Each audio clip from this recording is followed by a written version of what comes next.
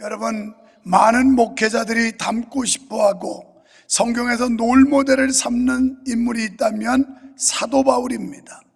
그래서 어떻게 하면 사도 바울 같은 사명자, 어떻게 하면 사도 바울 같은 능력자, 그리고 사도 바울 같은 목회자로 살까를 꿈꾸고 소망합니다. 뿐만 아니라 오늘 현대 교회가 가장 이상적인 교회로 꼽는 게 사도행전에 나오는 초대교회입니다. 그래서 사람들은 이구동성으로 초대교회로 돌아가자고 하는 외침을 외치고 있습니다. 저는 오늘 이상적인 교회라고 제목을 정했는데, 여기서 이상적인 교회라는 것은 모범적인 교회라 이런 뜻입니다. 모범적인 교회는 곧 하나님 앞에 합당하고 하나님이 기뻐하시는 교회라는 뜻이 되는 겁니다. 어떻게 하면 우리가 모범적인 교회 그리고 모범적인 성도가 될까를 우리는 고민하면서 새해를 맞이하여 두 번째 주일 보내면서 우리는 이런 소망을 품어봐야 할 것입니다. 이상적인 교회는 먼저 사도의 가르침을 잘 받는 교회였습니다. 사도들의 리더십이 발휘되는 교회였고, 또 사도들의 말씀에 권위가 있는 교회였습니다. 또 사도들의 그 리더십이 먹히는 교회였다는 겁니다. 뿐만 아니라 성도들은 주의 종들이 전하는 말씀에 순종하였습니다. 고린도후서 1장 18절에 보면 하나님은 미쁘시니라 우리가 너희에게 한 말은 예하고 아니람이 없느니라. 아멘. 그래서 하나님 앞에서 이것이 하나님의 뜻이고 하나님의 명령이고 성령의 감동이면 우리는 아니오가 있을 수 없다는 겁니다. 그래서 여기다가 붙여놓은 겁니다. 아니오는 없고 예만 하는 성도가 되자고요. 그런데 주일마다 이렇게 구호제창을 시켜도 말뿐이지 아니오를 얼마나 잘하는지 몰라요. 성경대로 안 사는 거죠. 못 사는 거겠죠. 또 고린도후서 1장 19절에 하나님의 아들 예수 그리스도는 예하고 아니람이 되지 아니하였으니 저에게는 예만 되었느니라. 20절에 하나님의 약속은 얼마든지 그리스도 안에서 예가 되니 우리가 아멘하여 하나님께 영광을 돌리느니라 그랬습니다. 사랑하는 성도 여러분, 여러분의 입술에 아멘이 풍년들기를 축원합니다. 여러분의 가정이 아멘이 풍년드는 가정이 되기를 축원합니다. 우리 명성교회가 아멘이 풍년드는 교회가 되기를 소망합니다. 데살로니가전서 2장 13절에 보면 우리에게 들은 바 하나님의 말씀을 받을 때 사람의 말로 아니하고 하나님의 말씀으로 받음이니 말씀이 믿는 자 속에서 역사하느니라. 아멘. 여러분, 새해에 복 받고 은혜 받기를 원한다면 강단에서 선포되는 하나님의 말씀을 사람의 말로 받지 말고 하나님의 말로 받아야 된다는 겁니다. 여기서는 인간 유목사의 말로 받기 때문에 믿음의 역사가 안 일어나는 겁니다. 하나님의 말씀으로 받을 때 그 말씀에서 믿음의 역사가 일어나느니라고 성경은 말씀하고 있습니다. 뿐만 아니라 갈라디아서 6장 6절에 보면 말씀을 가르치는 자와 모든 좋은 것을 함께하라 이렇게 말씀하고 있어요. 여러분, 길한 얘기만 전할 생각하지 말고 좋은 얘기를, 좋은 일을 주의 종과 함께할 수 있어야 된다는 겁니다. 히브리서 13장 17절에 보면 너희를 인도하는 자들에게 순종하고 복종하라. 저희는 너희 영혼을 위하여 경성하기를 자기가 회개할 것 같이 하느니라. 새벽마다 깨어서 성도를 위해 기도하고 성도의 어려움을 보고 안타까워하며 깨어있는 주의 종들의 그 전하는 하나님의 말씀 앞에 절대 순종하고 복종하라는 겁니다. 그 이유를 설명하고 있습니다. 저희로 즐거움으로 하게 하고 근심으로 하게 하지 말라. 그렇지 않으면 너희에게 유익이 없느니라. 아멘. 이 말은 쉽게 말하면 주의 종의 마음을 편안하게 해주라는 말이에요. 기분 나쁘게 해서 거슬러 가지고 불편하게 해봤자 너희에게 유익이 없느니라, 이런 거예요. 오늘 대표기도 하신 정명섭 장로님, 여기 유목사도 사람이에요. 인간이에요. 여러분, 유목사 신이 아닙니다. 하나님도 아니고 예수님도 아니에요. 사람의 감정을 가지고 있어요. 감정에 따라 좌우될 수 있는 나약한 존재예요. 그런데 서로 관계가 껄끄러워서 정명섭 장로님한테 좋은 일이 있을 게 뭐 있겠느냐 이 말이에요. 그래서 주의 종을 불편하게 하고 근심으로 사역을 하게 하면 너희에게 유익이 없느니라. 성경은 이렇게 말씀하고 있어요. 뭐 요즘에는 우유 분유가 차고 넘쳐서 문제가 안 되지만 우리가 어릴 때 그 시절만 해도 무슨 우유 분유가 있었습니까? 그래서 아기를 나놓고 유일하게 목숨을 걸어야 되는 게 모유야. 어머니 젖이에요. 그게 아니면 쌀을 갈아서 미움, 그 멀건 미움을 해서 아이들에게 숟갈로 떠넣어서 먹였어요. 이러고서 아이들이 자라났다고요. 그런데 나는 뭐 아기를 안 낳아봤으니까 모르겠습니다만은 그 당시에 모유를 수유하는 엄마들이 하는 얘기가, 엄마가 기분이 좋고 즐거우면 아이가 그 엄마의 모유를 수유받고 똥을 잘 산다는 거예요. 그런데 엄마가 막 화가 나고 혈기를 부리고 이 심리적으로 불안하고 그러면 아이가 그 모유를 똑같은 어머니의 젖인데 먹고 설사똥을 싼다는 거예요. 어쩌면 여기 히브리서 13장 17절의 말씀이 그와 맥락을 같이 하고 있는 거 아니겠습니까? 두 번째, 믿음의 증거가 나타나는 교회였습니다. 교회 지도자들에 의해 기사와 표적이 많이 나타났습니다. 이런 일들은 예수님의 사역 가운데도 무수히 많이 일어났습니다. 사도행전 2장 22절에 보면 하나님께서 나사렛 예수로 큰 권능과 기사와 표적을 너희 가운데서 베푸사 너희 앞에서 그를 증거하였느니라. 초대교회는 기사와 표적이 많이 나타나는 교회였습니다. 안진뱅이가 걷기도 하고 중풍병자가 일어서기도 하고 눈먼 자가 눈을 뜨기도 하고 죽은 자가 살아나기도 하고 어마어마한 역사들이 일어났어요. 그러니까 믿는 자들에게 약속된 표적이 믿음 있는 그들에게 따라서 나타났다는 겁니다. 새해를 시작해서 2021년을 시작한 여러분이 믿음의 은사를 구하십시오. 큰 믿음을 달라고 기도하십시오. 거기에 따라서 나타나는 역사, 여러분이 얻어지는 열매가 달라질 것입니다.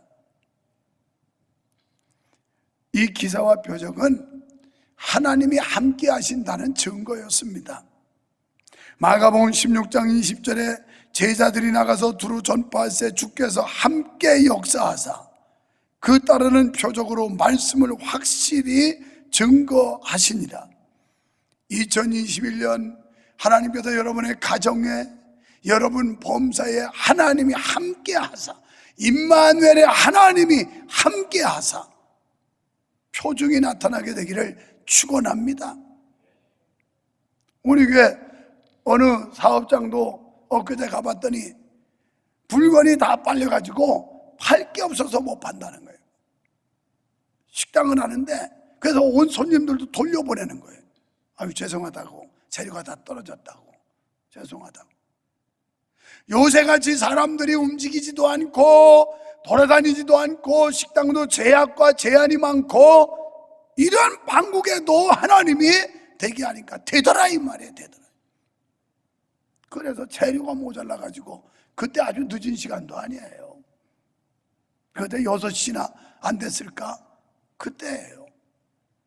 그래서 더 이상 팔 재료가 없으니 다음에 오시라고 이래서 손님을 돌려보내는 일이 벌어졌어요. 얼마나 감사한지 몰라요. 여러분, 광야에서 만나를 내리시던 하나님을 믿으세요. 메추라기를 먹이시는 하나님을 믿으세요. 그래 표적이 나타난다고요. 제발 우리 교회에 속한 모든 성도들이 이런 은혜 받고 사시기를 축원합니다. 믿어야 된다는 거예요.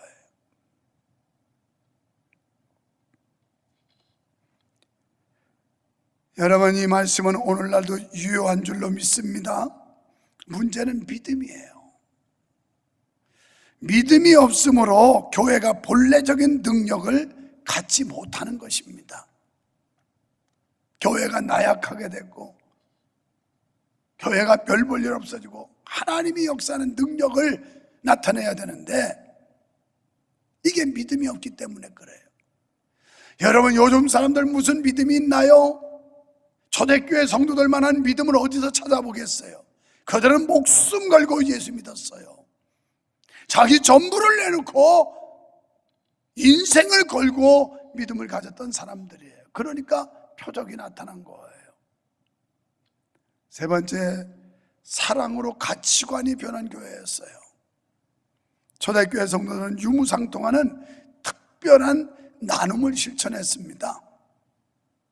이것은 교회와 성도들이 마땅히 힘써야 할 일임에도 우리의 현실과 너무 동떨어진 나머지 희한한 일로 생각을 해요. 이런 일이 불가능한 것처럼, 그리고 시대에 맞지 않는 것처럼 생각하는 성도들이 참 많아요. 가진 자들은 갖지 못한 자들의 짐을 지며 힘들고 고통받는 사람들을 돌아볼 수 있어야 합니다. 이게 교회 공동체가 지향해야 할 목표예요. 여러분, 인간에게는 누구에게나 소유욕이 있어요. 가지면 더 갖고 싶고 누리면 더 누리고 싶고, 이 욕심이 있다고요. 욕심이. 그것을 극복하는 길은 성령으로 인하여 우리의 심령이 근본적인 변화가 일어나지 않는 한 불가능하게 되어 있습니다. 그러니까 이 말은 가치관의 전환이 돼야 된다는 거예요. 교회의 의무는 가난하고 궁핍한 사람에게 필요에 따라 나누어 주는 일도 포함합니다. 구제는 참된 경건의 본질입니다. 그래서 야고보서 1장 27절에서 하나님 앞에서 정결하고 더러움이 없는 경건은 곧 고아와 과부를 그 환난 중에 돌아보며 자기를 지켜 세속에 물들지 아니하는 이것이니라. 아멘. 하나님 앞에서 정결하고 더러움이 없는 경건, 껍데기만 있는 거, 거칠의 경건, 이런 것은 이 더러운 경건이에요. 바로 하나님 앞에서 정결하고 아름다운 경건은 고아와 과부를 환난 중에 돌아봐야 된다는 거예요. 여러분, 이건 사랑을 말하는데 사랑은 나누는 거예요. 사랑은 자기 희생이에요. 사랑하면 내 거 줄 수 있어요. 사랑하면 내 몸을 헌신해 줄 수 있어요. 여러분이 진정으로 하나님을 사랑하면 하나님 앞에 나의 소중한 것 드릴 수 있어요. 여러분이 진실로 교회를 사랑하면 자기의 소중한 것 주님 앞에 내놓을 수 있어요. 여러분이 정말 성도를 사랑한다면 그 성도의 어려움을 위해서 자기를 희생할 수 있는 거예요. 이게 사랑입니다. 그렇지 않고 말로만 하는 사랑은 말라빠진 사랑이에요. 위선적인 사랑입니다. 이런 면에서 우리 교회는 지난 주일날 엄청나고 아름다운 일들을 했어요. 저 연합회나 많은 곳에서 칭찬이 자자합니다. 존경스럽다고, 도전받는다고, 정말 역시 명성교회라고, 부럽다고, 언론에 나간 기사들 보고 사방에서 지금 얼마나 격려하는지 몰라요. 여러분, 우리 교회가 이 아름다운 행위를 통해서 총회 다른 교회들까지도 관심을 갖게 되고 더 많은 교회가 지금 참여를 해서 액수가 증액이 되고 규모가 더 확대가 되고 하는 이 아름다운 일에 도화선이 됐다고 하는 거, 이게 값진 일 아니에요? 하나님의 일에 불쏘시개가 돼가지고 불을 지펴서 더 확산시키는 일에 우리가 쓰였다는 거 영광스러운 거 아니겠어요? 성도 여러분, 제발 그렇게 사십시오. 교회에서 어떤 일을 할 때 여러분 한 사람 때문에 교회가 도화선이 돼서 더 큰 일을 감당하고 더 아름다운 역사를 만들어내는 일에 도화선의 역할을 하십시오. 주도적으로. 이게 복된 삶이에요. 꽃무늬나 빼고 뒤에 슬슬 눈치나 보고 이러고 앞사람 나가는데 거들떠보지도 않고, 이건 수치스러운 거예요. 부끄러운 겁니다.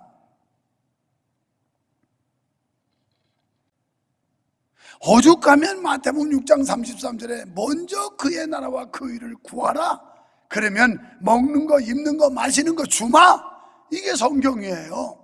우선순위를 정해야 돼요. 그런데 이 가치관이 변하지 않으면 우선순위를 안 정해요. 자기 욕심, 자기 욕구 이거 채우려고 바빠요. 히브리서 13장 2절에 손대접하기를 잊지 말라, 이렇게 말씀했어요. 갈라디아서 6장 10절에 보면 귀에 있는 대로 모든 이에게 착한 일을 하되 더욱 믿음의 가정에 할지니라.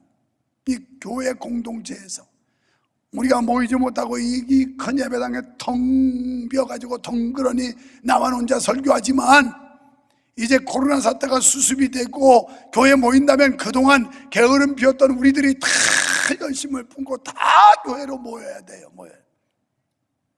그동안 못 모인 거 억울해서라도 모여야 돼요. 억울해서라도. 이게 교회 안에서 돌보라는 거예요. 그 착한 일 하래요. 착한 일. 우리가 얻어가면 목사고 성도 여러분이고 하나님 앞에 착한 일 할까? 하나님께 착한 일이 뭐예요? 하나님 기쁘시게 하는 거 아니에요? 네 번째는 예배와 교제가 있는 교회입니다. 그들은 날마다 모이기를 힘썼는데 어디에? 성전에 모였다는 거예요. 앞서 말씀드린 대로 이 코로나가 진정되면 이제 성전에 모이는 일 열심히 모여야 돼요. 새벽에도 모여야 되고 수요일날도 모여야 되고 금요일날도 모여야 되고 주일날도 모여야 되고 막 모여야 돼. 성전에 모이는 일 다 같이 한 곳에 모여. 그들은 복음을 공유할 뿐만 아니라 삶을 공유했습니다. 그래서 기쁨과 순전한 마음의 교제를 이루었습니다. 여러분, 기쁨은 성령의 열매입니다. 초대교회 성도들은 성령으로 말미암아 기쁨이 넘쳤어요. 이런 아름다운 결과는 결국 구원받는 사람을 날마다 더하게 주님이 축복해 주셨다는 거예요. 우리 교회도 이렇게 되기를 소원합니다. 초대교회처럼 교회 모이는 데 힘썼고, 가정에서 목장 예배, 성도끼리도 작은 공동체 열심히 모였다는 거예요. 여러분, 교회 공동체에 가장 먼저 요구되는 것은 마음의 일치입니다. 그래서 성경은 말씀을 성령이 하나 되게 하신 것을 힘써 지키라고 그랬어요. 우리가 마음이 일치하기 위해서 힘써서 노력하라는 겁니다. 지체된 성도들이 마음이 하나 될 때에만 질서와 조화가 이루어지는 줄로 믿습니다. 이러할 때 비로소 교회는 영향을 발휘하게 돼요. 오늘 우리 교회도 마음이 하나가 되어 모이는 데 힘써야 될 줄로 믿습니다. 그러기 위해서 우리는 같은 말, 같은 마음을 품어야 돼요. 고린도전서 1장 10절에 형제들아, 내가 우리 주 예수 그리스도의 이름으로 너희를 권하노니 다 같은 말을 하고 같은 뜻으로 온전히 합하라. 이것은 분쟁이 있던 당시에 고린도 교회에 보낸 권면의 편지예요. 너희들 분쟁하지 말고, 다 갈등하고 반목하고 이러지 말고, 너희들 다 같은 말, 같은 뜻을 품어라. 그리고 하나 되어라. 이 말씀이에요. 우리는 새해 조심하게 말조심입니다. 말 조심. 타는 말 말고 말 조심을 해. 스픽 말. 은혜롭지 못한 말은 입 밖에도 내지 맙시다. 불평하는 말, 비난하는 말, 원망하고 비난하고 모함하고 수군거리는 말, 이거 마귀 좋아하는 말이에요. 절대 입 밖에도 내면 안 돼요. 저는 이사에서 계속 나가다 지금 연초기 때문에 이 말씀을 선택했는데, 어떻게 하면 우리 교회가 이상적인 교회가 될까? 또 부흥하는 교회가 될까? 은혜 있는 교회가 될까? 그래서 교훈적이기도 하고 교육적인 설교라고 들으시면 돼요. 그런데 성경 자체가 교훈 아닙니까? 성경 자체가 우리를 교육하는 거 아닙니까? 그래서 우리는 은혜롭지 못한 말은 입 밖에도 내지 말자. 그래서 세트 마우스야. 그냥 입을 딱 닫아야 은혜가 돼. 입을. 야고보서 1장 26절에 보면 누구든지 스스로 경건하다 생각하며 자기 혀를 재갈먹이지 아니하고 자기 마음을 속이면 이 사람의 경건은 헛것이래요. 가짜래요. 거짓말이래요. 여러분, 야고보서 3장 1절로 12절에 보시면 이 말에 대한 것을 얼마나 구체적으로 설명했는지 꼭 한번 읽어보시기 바랍니다. 그래서 우리는 문제를 일으키는 말을 절대 하지 맙시다. 감사하는 말, 긍정하는 믿음의 말, 자랑하고 칭찬하고 소망 주는 말, 격려하는 말, 이런 덕을 세우는 말만 하는 새아가 되시기를 주의 이름으로 축원합니다. 사랑하는 성도 여러분, 하나님 사랑합시다. 교회 사랑합시다. 성도 사랑합시다. 갈라디아서 6장 2절에 보면 서로 짐을 져라 이렇게 나와요. 그리고 갈라디아서 6장 5절에 가면 각각 짐을 져라 이렇게 나와요. 이 짐이라는 말이 같은 단어이지만 원어에는 달라요. 6장 2절에서 하는 짐이라는 것은 도무지 혼자 감당할 수 없는 그런 무거운 짐을 말하는 거예요. 그리고 6장 5절의 짐은 각각 질 수 있는 짐, 각각이 져야 할 짐을 말하는 거예요. 그러니까 우리는 교회에서 성도면 성도의 의무, 성도의 책임, 이걸 감당해야 되고, 그리고 교회 공동체 속에서 혼자 질 수 없어 허덕이는 사람들의 짐을 같이 협력해서 들어주고 나눠지는, 이것이 하나님이 교회에 명하신 말씀인 거예요. 이게 바로 구원받은 교회 공동체입니다. 올해 우리 교회 이상적인 교회 잘 되려면 제가 오늘 말씀드린 거 명심하고 모든 성도가 같은 말을 해야 돼요. 같은 마음 가져야 돼요. 그러와 분량해서 믿음 가지고 힘차게 나가야 돼요. 그럴 때 하나님은 우리 교회를 쓰실 줄로 믿습니다. 여러분을 축복하실 줄로 믿습니다. 모범적인 성도 됩시다. 모범적인 교회 만들어 갑시다.